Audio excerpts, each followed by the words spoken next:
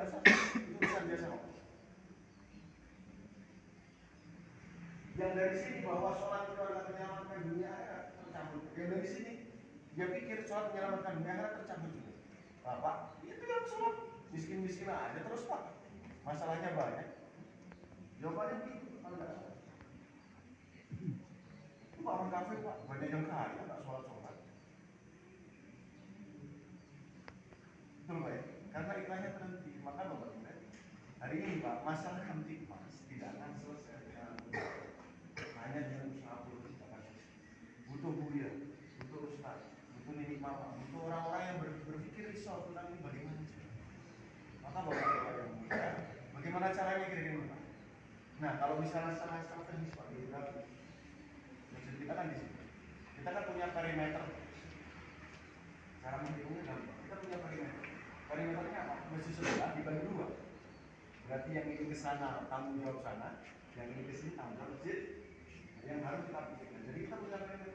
Hitung tuh nanti Pak. Yang harusnya masuk masjid kita ini ketika ada yang berkumandang, ada berapa? Laki-laki baru gitu. Nah sekarang kalau kita tanya Bapak, tahu nggak jumlah yang harus masuk masjid di sini? Harus mulai dipikirkan. Betul Pak ya? Harusnya berapa? Saya itu ternyata yang harusnya masuk dalam masjid kita saat azan berkumandang ada 1.247 laki-laki. Usaha apa yang akan kita buat Pak? Seperti tadi, datang, tarik, lulus umum. Assalamualaikum. Kita lagi maghrib. Ayo ke masjid. Tanggung Bang, tanggung. Ayo tungguin. Pak, ada 4 orang tipe. Ketika kita mengerjakan usaha, ketika kita mengajak sesuatu. Yang pertama tipenya Abu Bakar. Kata Pak Ustadz, Abu Bakar itu masuk Islam nggak pakai mikir-mikir. Abu Bakar itu masuk Islam nggak pakai mikir-mikir. Pada sehari, sholat, masya Allah, untung diingetin. Ayo. Ada Pak tadi. Yang nomor 2 Pak, Abu Sufyan.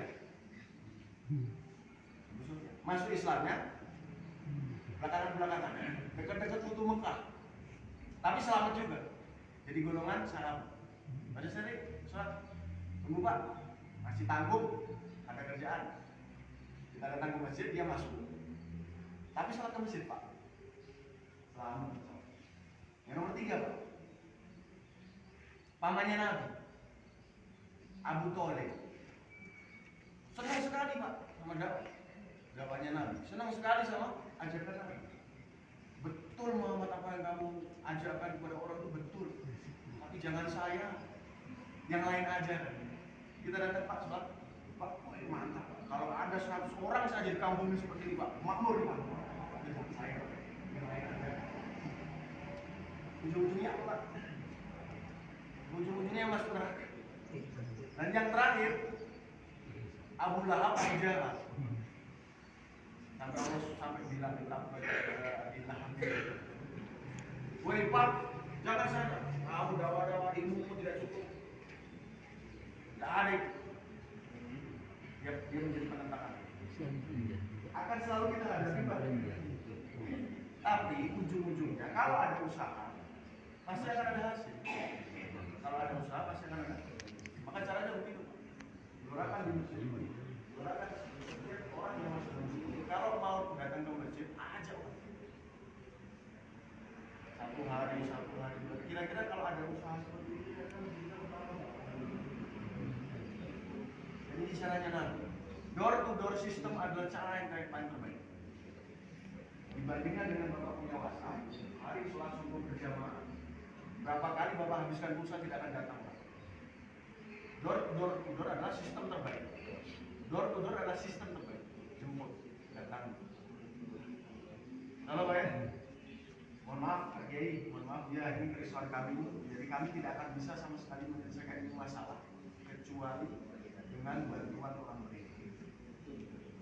Masalah utamanya adalah ketika setiap orang datang ke masjid, maka Allah akan lihat dia, Allah akan rahmati dia. Barang siapa membantu pintu Allah, maka Allah akan bukakan, Allah akan berikan hidayah. Cukup hidayah satu saja, nanti akan menjadi penyelesaian semua masalah. Masalah bencana, masalah. Kalau lihat kampung ramai Pak, masa iya? Kalau lihat kampung ramai masjidnya, masa iya ada kenakalan kemarin? Yang bisa bisa membendung pertama kali adalah Merapen Timur. Kemarin saya keluar KS, kalau di hulunya bening, maka sampai hilir bening. Kalau di hulunya keruh, maka polisi itu hanya bermain di hilir, Pak.